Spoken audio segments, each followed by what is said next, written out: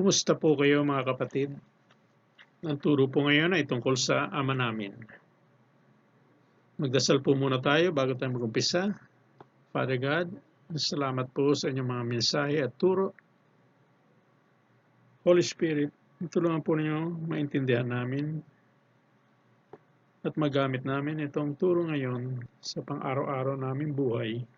Sa ngalan ni Jesucristo. Amen.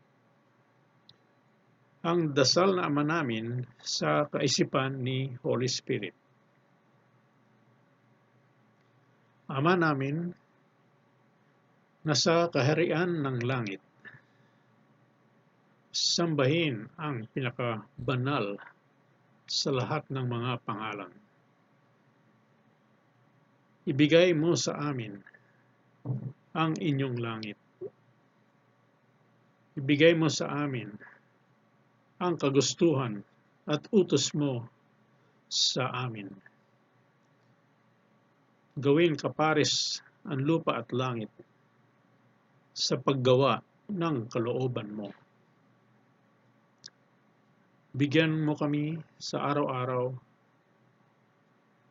ang Espiritu Santo ni Diyos Ama para tulungan at turuan kaming gawin ang utos ni Ama Diyos sa buhay namin.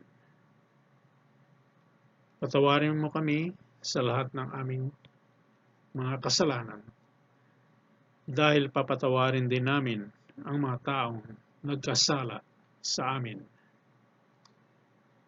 Tulungan ninyo kami malagpasan ang lahat ng pagsubok dito sa buhay namin. Iligtas kami sa lahat ng masasamang hangarin ng aming puso, pag-iisip at katawan.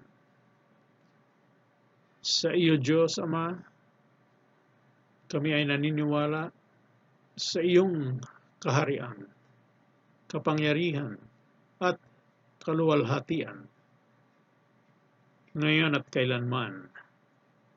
Amen. Yan po ang turo sa araw na ito. Salamat po sa Diyos.